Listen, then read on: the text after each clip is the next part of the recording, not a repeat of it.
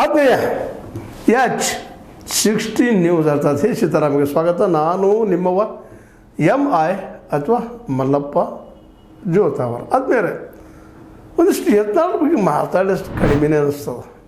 ಕೆಲವೊಮ್ಮೆ ಭಾಳ ಬುದ್ಧಿವಂತರು ಅನ್ನಿಸ್ತಾರೆ. ಕೆಲವೊಮ್ಮೆ ಏನಪ್ಪ ಇವರು ಅಟ್ಯಾಕ್ ಹೆಂಗೆ ಮಾಡ್ತಾರೆ, ಟೀಕೆ ಹೆಂಗೆ ಮಾಡ್ತಾರೆ ಇನ್ನೊಬ್ಬರು ನಮ್ಮ ಎದುರಾಳಿಗಳನ್ನಂತ ಅನ್ನಿಸ್ತದೆ. ಕೆಲವೊಮ್ಮೆ ಸಿದ್ದರಾಮಯ್ಯರು ಹೆಂಗೆ ಮಾಡ್ತಾರೆ, ಇನ್ನು ಕೆಲವೊಮ್ಮೆ ಯಡಿಯೂರಪ್ಪನ ಮೇಲೆ ಏರು ಹೋಗ್ತಾರೆ, ಮತ್ತೊಮ್ಮೆ ವಿಜೇಂದ್ರ ಮೇಲೆ ಏರು ಹೋಗ್ತಾರೆ. ಒಂದು ರೀತಿ ಏನಪ್ಪ ಅಂತಂದ್ರೆ ಒಂಟಿ ಸಡಗದಂಗೆ ಆಗಿಬಿಟ್ಟಾರ. ಪಾರ್ಟಿಯಿಂದ ಕಿತ್ತು ಹಾಕಿದ್ರು ಸಹಿತ ಅವ್ರಿಗೆ ಯಾವುದೇ ದರ್ದಿಲ್ಲ, ನೋವಿಲ್ಲ, ಸಂಕಟಿಲ್ಲ. ಅವ್ರು ಅಡ್ಡಾಡಿದಾಗ ಹೌದಪ್ಪ ಒಬ್ಬ ವ್ಯಕ್ತಿ ಒಂದು ವಿಚಿತ್ರ ಆದರೂ ಒಂದೇನು ನಾಯಕತ್ವ ನೋಡಿ ಇವರಲ್ಲಿದ್ದಾವ, ಇವರು ಈ ನಾಳೆ ಕಂಡಂಥ ಒಳ್ಳೆ ನಾಯಕರು ಆಗಬಹುದೇನೋ ಆಗಬಹುದಿತ್ತೇನೋ ಅನೇಕ ವಿಚಾರಗಳು ಬರ್ತಾ ಇರ್ತಾವೆ. ಯಾಕೆ ಈ ಮಾತನ್ನು ಹೇಳ್ತಾ ಇದ್ದೀನಪ್ಪ ಅಂತಂದ್ರೆ ದಿಟ್ಟದಾರ ಮೂಲತಃ ಯಾವುದಕ್ಕೂ ಬೇದಡಕ್ಕೆ. BJP ಅವ್ರಿಗಿಂತ ಹಾಕ್ತಾರೆ, ಹಾಕಿಬಿಡಪ್ಪ. ಕಾಂಗ್ರೆಸ್ ಅವ್ರನ್ನೆಲ್ಲ ಬೈತಾರೆ, ಬೈಲಿ ಬಿಡಪ್ಪ. ಸ್ವಾಮಿಗಳು ಏನೋ ಅಂತಾರೆ, ಅನ್ಲಿ ಬಿಡಪ್ಪ. ನೋಡಿ ಸ್ವಾಮೀಜಿ ಅವರು ಸಹಿತ ಯಾವುದೇ ಸ್ವಾಮೀಜಿ ಇದಿಲ್ಲ. ಬಸವನವ್ರು ಬದಲಾಗಿ ಲಿಂಗಾಯತರಲ್ಲಿ ಲಿಂಗಾಯತನ ಸ್ಥಾಪನೆ ಮಾಡಿ ತಡಕಾಡಿ ಮಾತಾಡ್ತಾರೆ. ಇದು ಸಣ್ಣವಲ್ಲ, ಈ ಧೈರ್ಯಕ್ಕೆ ಮೆಚ್ಚಲೇಬೇಕಾಗ್ತದೆ.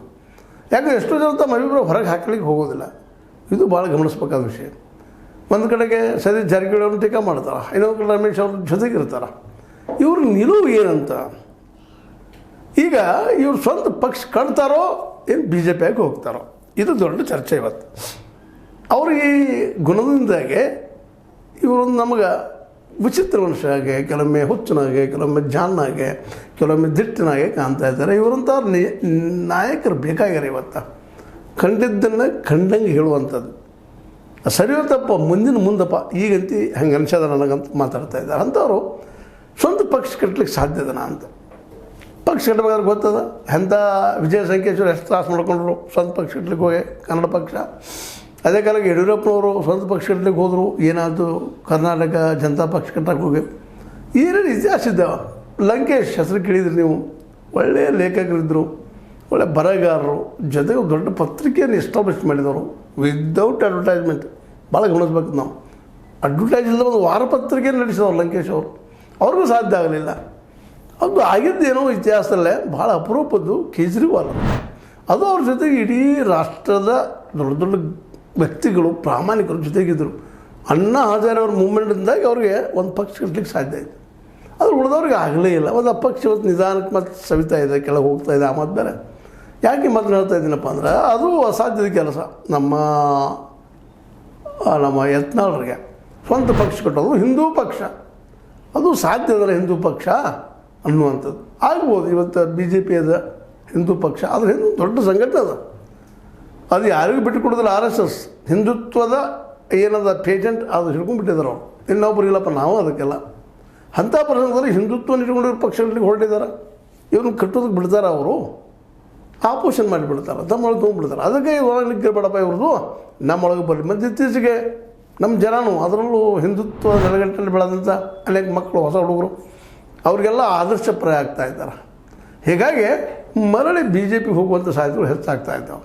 ಸ್ವಂತ ಪಕ್ಷ ಕಟ್ತನದೇನು ಬ್ಲ್ಯಾಕ್ ಮೇಲ್ ಮಾಡಿರೋ, ನಿಜವಾಗಿ ಕಟ್ತಿದ್ರು. ಆ ಮಾತು ಬೇರೆ. ಕಟ್ಟಲಿಕ್ಕೆ ಹೊರಟ್ಲಿಕ್ಕೆ ಗೊತ್ತದ ನೀವು, ಪಾರ್ಟಿ ಕಟ್ಟೋದು ಎಷ್ಟು ಕಷ್ಟ ಅಂತೀರಿ. 224 ಸೀಟ್ಗೆಲ್ಲ ನಿಲ್ಲಿಸೋದು ಎಷ್ಟು ಕಷ್ಟ ಅಂತೀರಿ. ಎಂಥ ದೊಡ್ಡ ಬ್ಯಾರೋನ್ ನಿಮ್ಗೆ ಗೊತ್ತದ. ಈ ಖನಿಜಗಳನ್ನು ಎತ್ತಿದ್ರು, ಕಬ್ಬಿನ ಕಣಜನ್ನು ಎಬ್ಬಿಸಿದವರು ಜನಾರ್ದನ್ ರೆಡ್ಡಿಯವ್ರಿಗೂ ಸಹ ಸಾಧ್ಯ ಆಗಲಿಲ್ಲ.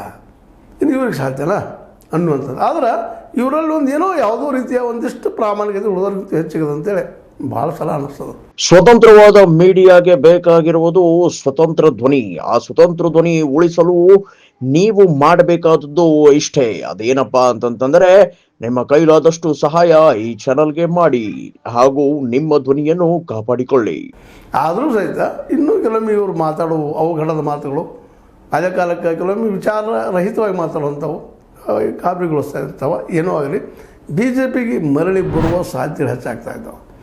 ಮರಳಿಗೆ ಬರೋದಪ್ಪ ಅಂದರೆ ಇಲ್ಲೊಂದು ಅವ್ರಿಗೆ ದೊಡ್ಡ ಪ್ರಾಬ್ಲಮ್ ಏನಂದರೆ ಯಡಿಯೂರಪ್ಪ ಮತ್ತು ಅವ್ರ ಮಗ ಅವರನ್ನು ನೀವು ಏನಪ್ಪ ಅಂತಂದ್ರೆ ನೀವು ಕೆಳಗೆ ಇಳಿಸಿದ್ರೆ ನಾ ಬರ್ತೀನಿ ಅನ್ನೋ ಮಾತು ಅದು ಅಂತ ಕೇಳಿ ಬರ್ತದೆ. ಅದು ಎಷ್ಟು ಮಟ್ಟಿಗೆ ಸತ್ಯದನೋ ಸುಳ್ಳದನೋ ಗೊತ್ತಿಲ್ಲ. ಯಾಕಂದ್ರೆ ಅವ್ರಿಗೂ ಗೊತ್ತಾಗಿದೆ ಹೊರಗೆ ಹೋದ್ಮೇಲೆ ಎಷ್ಟು ಕಷ್ಟದ ಅಂತೇಳಿ. ಯಾಕೆ ನನಗೆ ಎಷ್ಟು ವಿರೋಧಗಳು ಬಂದು ಅವ್ರ ವಿರೋಧವಾಗಿ ಮೊದಲು BJP ಅಷ್ಟು ವಿರೋಧ ಬರ್ತಿರಲಿಲ್ಲ. ಇವತ್ತು ವಿರೋಧಗಳು ಎದ್ದು ಕಾಣ್ತಾ ಇದ್ದಾವೆ, ಮಾತಾಡ್ತಾ ಇದ್ದಾರೆ ಅವ್ರ ವಿರುದ್ಧವಾಗಿ. ಜನನು ಯಾಕಪ್ಪ ಅಂತ ಕೇಳ್ತಾ ಇದ್ದಾರೆ.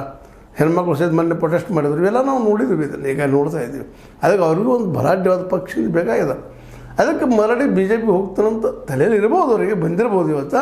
ಆದರೆ ಎಷ್ಟು ಮಟ್ಟಿಗೆ ಬರ್ತಾರ ಮರಳಿ ಅದರಲ್ಲಿ ಅನ್ನೋದು ಇನ್ನೂ ಹೇಳೋದಕ್ಕೆ ಆಗೋದಿಲ್ಲ. ಬಟ್ ಅವರ ಮಿತ್ರರಲ್ಲಿದ್ದಂಥವ್ರು ರೆಬೆಲಿಯನ್ ಅಂತ ಕರಿತೀವಲ್ಲ, ಅವರೆಲ್ಲರೂ ನೀವು ಬಾರ್ರಿ ಒಳಗೆ ನೀವು ಬರಲಿ ಅಂತ ಕರಿತಾ ಇದ್ದಾರೆ. ಅದು ಎಷ್ಟು ಮಟ್ಟಿಗೆ ಬರ್ತಾರೋ ಇನ್ನು ಮುಂದಿನ ದಿನದಲ್ಲಿ ಗೊತ್ತಾಗುವಂಥ ವಿಷಯ. ಆದರೂ ಯತ್ನಾಳರು ಇದ್ದಲ್ಲೇ ಸೌಂಡ್ ಭಾಳ ಇರ್ತದೆ, ಅವಾಜ್ ಭಾಳ ಇರ್ತದೆ, ಶಬ್ದ ಭಾಳ ಆಗ್ತದೆ, ಭಾಳ ಜನಕ್ಕೆ ಹೋಗಿ ಮುಟ್ತಾ ಇರ್ತದೆ. ಆದ್ರೆ ಕೆಲವೊಮ್ಮೆ ಅದು ಪ್ಲಸ್ಸು ಆಗ್ಬೋದು, ಮೈನಸ್ಸು ಆಗ್ಬೋದು. ಹೀಗಾಗಿ ಅವರು ಯಾವ ಸಿದ್ಧಾಂತದವರು ಅಂದರೆ ಹಿಂದುತ್ವಪ ಅಂತ ನಾವು ಸಹಜವಾಗಿ ಹೇಳಿಬಿಡ್ತೀವಿ. ಅದು ಅಷ್ಟಕ್ಕೆ ನಿಲ್ಲೋದಿಲ್ಲ ಅವರು. ಕೆಲವೊಮ್ಮೆ ಸ್ವಾಮಿಗಳ ಟೀಕಾ ಮಾಡೋದು, ಮತ್ತೊಂದು ಮಾಡೋದು, ವಿಚಾರವಾದಿಯಾಗಿ ಕಾಣ್ತಾರೆ ಕಣ್ಣಿಗೆ. ಯಾವ ಸ್ವಾಮಿಗಳ ಬಗ್ಗೆಯೂ ಅತ್ಯಂತ ಉನ್ನತ ಗೌರವ ಇಟ್ಕೊಂಡು ಅಂಧಾಭಿಮಾನದಿಂದ ಹೋಗುವಂಥವ್ರಲ್ಲ ಅವರು. ಅಂಧಾಭಿಮಾನ ಅವರಲ್ಲಿ ಇಲ್ಲ. ಯಾಕಂದರೆ ಒಂದೇ ಮಾತಿನಲ್ಲಿ ಹೇಳಿದ್ದಿಲ್ಲ ನಿಮಗೆ, ಹಿಂದುತ್ವ ನೆಲೆಗಟ್ಟಿನಲ್ಲಿ ಎಲ್ಲವನ್ನೂ ವಿಚಾರ ಮಾಡುವಂಥವ್ರು. ಹಿಂದೂ ಅಂಡರದಲ್ಲೇ ಬಸವಣ್ಣ ಅನ್ನುವಂಥ ಮಾತು ಮಾತಾಡೋರು, ವೀರ ಶೈವ ತತ್ವಗಳನ್ನ ತಮ್ಮ ಇಟ್ಕೊಂಡಂಥವ್ರು. ಹಾಗಂತೇಳಿ ಹಿಂದುತ್ವಕ್ಕಿಂತ ಹೆಚ್ಚಿಂದಲ್ಲ ಅದು ಹಿಂದುತ್ವಕ್ಕೆ ಕೆಳಗೆ ಬರುವಂಥದ್ದು. ಇವೆಲ್ಲನೂ ಗಮನಿಸಿದಾಗ ಇವತ್ತು ಯತ್ನಾಳರು ದಿಟ್ಟರು ಹೌದು, ವಿಚಾರವಂತರು ಹೌದು, ಅನಿಸಿದ್ರೆ ಹೇಳುವಂಥವ್ರು ಹೌದು. ಆದರೆ ಈ ಸಮಾಜಕ್ಕೆ ಉದ್ಯೋಗಗಳನ್ನು ಸೃಷ್ಟಿ ಮಾಡೋದು ಇವ್ರಿಗೆ ಸಾಧ್ಯನಾ ಅನ್ನುವಂಥ ಒಂದು ಪ್ರಶ್ನೆ ಅನ್ನೋದು. ಒಬ್ಬ ನಾಯಕರಾಗಿ, ಒಬ್ಬ ಅಗ್ರಿಕಲ್ಚರಿಸ್ಟಾಗಿ, ಒಬ್ಬ ಆಕಳಗಳನ್ನ ಸಾಕಿಕೊಂಡು ಗೋಮಾತೆಯನ್ನು ರಕ್ಷಿಸ್ಕೊಂಡು ಹೋಗುವಂಥ ಒಬ್ಬ ಕಟ್ಟರ್ ಹಿಂದೂ ಅಂತ ಕಂಡರೂ ಸಹಿತ ಈ ಒಂದು ಉದ್ಯೋಗ ಸೃಷ್ಟಿ ಮಾಡಲಿಕ್ಕೆ ಇವ್ರಿಗೆ ಸಾಧ್ಯ ಆಗ್ತದನ ಅಂತ ಅನ್ನೋಂಥ ಒಂದು ಪ್ರಶ್ನೆ ಅನ್ನೋದು. ಏನೂ ಇರಲಿ, ಬಿ ಜೆ ಪಿಗೆ ಮಾತ್ರ ಮರಳಿ ಬರುವಂಥ ಸಾಧ್ಯತೆಗಳು ಹೆಚ್ಚು ಕಾಣ್ತಾ ಇದ್ದಾವೆ. ಬರ್ಬೋದು ಅಂತ ಭಾಳ ಜನ ಹೇಳ್ತಾ ಇದ್ದಾರೆ. ಆದರೂ ಇನ್ನೂ ಕೊನೆಯ ಕ್ಷಣದವರೆಗೆ ಏನಾಗ್ತದನ್ನು ಗೊತ್ತಿಲ್ಲ. ಯಾಕಂದ್ರೆ ಒಮ್ಮೆ ಕೆಲವು ಅನ್ನಿಸ್ತದೆ ಅವ್ರ ಮೈಂಡ್ ಅವ್ರ ಹಿಡಿದಲ್ಲಿ ಅದನೋ ಇಲ್ಲೋ ಅಂತೇಳಿ. ಯಾಕಂತಂದ್ರೆ ಅದು ಭಾಳಷ್ಟು ಸಲ ವಿರುದ್ಧವಾದ ದಿಕ್ಕಿನಲ್ಲಿ ಹೋಗ್ತಾ ಇರ್ತದೆ. ಈ ಎಲ್ಲ ನೆಲೆಯಲ್ಲೇ ಇವತ್ತು ನಮ್ಮ ಯತ್ನಾಳರು ಬಿ ಜೆ ಪಿಗೆ ಮರಳಿ ಬರ್ತಾರೋ, ಜೊತೆಗೆ ಇನ್ನೊಂದು ಮಾತಿನಲ್ಲಿ ವಿಚಾರ ಮಾಡುವಂಥದ್ದು ಪಂಚಮಸಾಲಿ ಮೂಮೆಂಟಿನ ಬಗ್ಗೆ, ಅವ್ರ ಬಗ್ಗೆ ಒಳ್ಳೆ ಮಾತುಗಳನ್ನು ಮಾತಾಡ್ತಾ ಇರ್ತಾರೆ. ತಾವು ಪಂಚಮಸಾಲಿಯಾಗಿ ಅವ್ರದ್ದು ಒಳ್ಳೆಯದಾಗಲಿ, ಅವರಿಗೆಲ್ಲ 2 ಏಜ್ ಸಿಗಲಿ ಅಂತ ಪ್ರಯತ್ನ ಮಾಡ್ತಾಯಿದ್ದಾರೆ. ಆದರೆ ಅವ್ರಿಗೆ ವೈರಿಗಳು ಅಷ್ಟೇ ಬೆಳೀತಾ ಇರ್ತಾರೆ. ಬಿ ಜೆ ಪಿ ಆಗಿರಲಿ, ಕಾಂಗ್ರೆಸ್ ಆಗಿರಲಿ, ಎಲ್ಲೂ ಇರಲಿ, ವೈರಿಗಳು ಬೆಳೀತಾ ಇರ್ತಿರ್ತಾರೆ. ಆ ವೈರಿಗಳಿಂದಾಗಿ ಅವ್ರಿಗೆ ಏನಪ್ಪ ಅಂದ್ರೆ ಒತ್ತಡ ಬರ್ತಾ ಇರ್ತದೆ.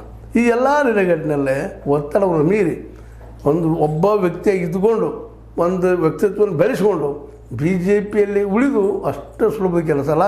ಮತ್ತು ಒಂದು ಪಕ್ಷ ಇದ್ದಾಗ ಆ ಪಕ್ಷಕ್ಕೆ ಬದ್ಧಾಗಿ, ನಿಯಮಗಳಿಗೆ ಬದ್ಧಾಗಿ ಇರಬೇಕಾಗ್ತದೆ.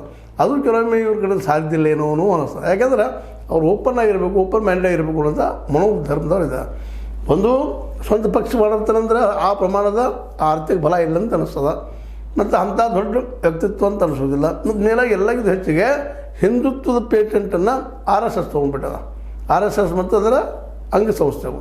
ಹೀಗಾಗಿ ಹಿಂದುತ್ವ ಒಂದೇ ನೆಲೆಗಟ್ಟಿನಲ್ಲೇ ಪಕ್ಷ ಕಟ್ತೀನಿ ಅನ್ನುವಂಥದ್ದು ಅಸಾಧ್ಯ ಮಾತು. ಅದ್ರದ್ದು ಹೊರತು ಯಾರಿಗೆ ಬಿಡೋದಂದ್ರೆ RSSಗರ. ಮತ್ತು RSS ಅದನ್ನು ಮಾಡಿ ಬಿಡೋದಿಲ್ಲ ಅನ್ನೋದು ಅಷ್ಟು ಸತ್ಯದ.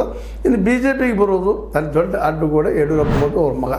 ಹೀಗಾಗಿ ಅವ್ರು ಎತ್ತು ಹೋಗ್ಬೋದು, ಏನು ಮಾಡ್ಬೋದು, ಅಥವಾ ಹೀಗೆ ಮಾತಾಡ್ತಾ ಹೋಗ್ಬೋದಾ ಲೈಫ್ ತುಂಬ. ಒಮ್ಮೆ ಯಡಿಯೂರಪ್ಪ ಟೀಕೆ ಮಾಡೋದು, ಮತ್ತು ಸಿದ್ದರಾಮಯ್ಯ ಟೀಕೆ ಮಾಡೋದು, ಒಮ್ಮೆ ಬಪ್ಪನ ಗತಿ ಕಾಣೋದು, ಒಮ್ಮೆ ಬುದ್ಧಿವಂತನಂತೆ ಕಾಣೋದು, ಒಮ್ಮೆ ವಿಚಾರವಾದಿ ಕಾಣೋದು, ಒಬ್ಬ ಹಿಂದುತ್ವವಾದಿ ಕಾಣೋದು. ಏನೇನು ವ್ಯಕ್ತಿತ್ವ ಅವರಲ್ಲ. ಅವರನ್ನು ನಾವು ಬಹಳ ವರ್ಷ ನೋಡ್ತಾ ಬಂದಿದ್ದೀವಿ. ಅದರಲ್ಲೂ ವಿಶೇಷವಾಗಿ ಅವರು ಸೆಂಟ್ರಲ್ದಲ್ಲಿ ಸ್ಟೇಟ್ ಮಿನಿಸ್ಟರ್ ಇದ್ದಾಗ ನೋಡ್ಕೊಂಡು ಬಂದಿದ್ದೀವಿ. ಅವರೊಂದು ವ್ಯಕ್ತಿತ್ವ, ವಾಜಪೇಯಿ ಅವ್ರ ಬಗ್ಗೆ ಪ್ರೀತಿ, ಅದೇ ಕಾಲಕ್ಕೆ ನಮ್ಮ ಮೋದಿಯವ್ರ ಬಗ್ಗೆ ಅತಿಯಾದ ಒಂದು ಕ್ರೂಡ್ ಪ್ರೀತಿ, ಇವೆಲ್ಲನೂ ಗಮನಿಸಿದಾಗ ಇವರು ಮೋಸ್ಟ್ಲಿ ಬಿ ಜೆ ಪಿಯಲ್ಲಿ ಬರ್ತಾರ ಅಂತ ಅನಿಸ್ತದೆ. ಬಟ್ ಆದರೂ ಯಡಿಯೂರಪ್ಪನ ಎಷ್ಟು ಅವ್ರಿಗೆ ಜಿದ್ದಿ ಅದಂದರೆ ಇಲ್ಲಪ್ಪ ನಾವು ಹೋಗೋದಿಲ್ಲ ಅನ್ನೋಂಥ ಮಾತುಗಳು ಕೇಳಿ ಬರ್ತಾ ಇದ್ದಾವೆ. ಯಾಕಂದ್ರೆ ಇಷ್ಟೊಳಗೆ ಅವ್ರು ಬರಬೇಕಾಗಿತ್ತು, ಒಳಗೆ ಬಂದಿಲ್ಲ. ಅದರಂತ ನಾವು ಹೊರಗೆ ಇದ್ಕೊಂಡು ವಿರೋಧ ಮಾಡ್ತೀವಿ ಅನ್ನೋಂಥದ್ದು ಇರ್ಬೋದು. ಆದರೂ ಸಹಿತ ಅವ್ರಿಗೆ ಸೇಫೆಸ್ಟ್ ಯಾವುದಪ್ಪ ಅಂದ್ರೆ ಬಿ ಜೆ ಪಿ. ಅವರು ವೈಯಕ್ತಿಕವಾಗಿ ಒಬ್ಬ ವ್ಯಕ್ತಿಯಾಗಿ ಒಂಟಿ ಸಲಗಾಗಿ ಹೋರಾಟ ಮಾಡ್ತಾರಪ್ಪ ಅನ್ನೋದು ಧೈರ್ಯ ಅವರಲ್ಲಿದ್ದರು. ಆರ್ಥಿಕ ಬಲ ಇಲ್ಲ, ಜೊತೆ ಸಂಘಟನೆ ಇಲ್ಲ. ಸಂಘಟನೆ ಇರೋದು ಬಿ ಜೆ ಪಿಯಲ್ಲಿ, ಅದು RSSದಲ್ಲೇ. ಆ ಸಂಘಟನೆಗೆ ಬಲ ಸಿಕ್ಕರೆ ಇನ್ನೂ ಸ್ವಲ್ಪ ಎತ್ತರಕ್ಕೆ ಬೆಳಿಬೋದೇನೋ. ಆದರೆ ಇವರು ಕರ್ನಾಟಕದ ಯೋಗಿ ಆದಿತ್ಯನಾಥ್ ಆಗ್ತಾರೋ ಅನ್ನೋದು ಹೇಳೋದು ಭಾಳ ಕಷ್ಟ ಅಂತ ಹೇಳ್ತಾ, ಇದು ನಿಮ್ಗೆ ಲೈಕ್ ಆಗ್ಬೋದು. ಲೈಕ್ ಮಾಡಿ, ಶೇರ್ ಮಾಡಿ, ಕಮೆಂಟ್ ಮಾಡಿ. ಜೊತೆಗೆ ಸಬ್ಸ್ಕ್ರೈಬ್ ಆಗೋದು ನಿಲ್ಲಿಸ್ಬೇಡ್ರಿ. H16 ನ್ಯೂಸ್ ಅರ್ಥ ಸತ್ಯದ ಕೈಗೊಂಡು ವಂದನೆಗಳು.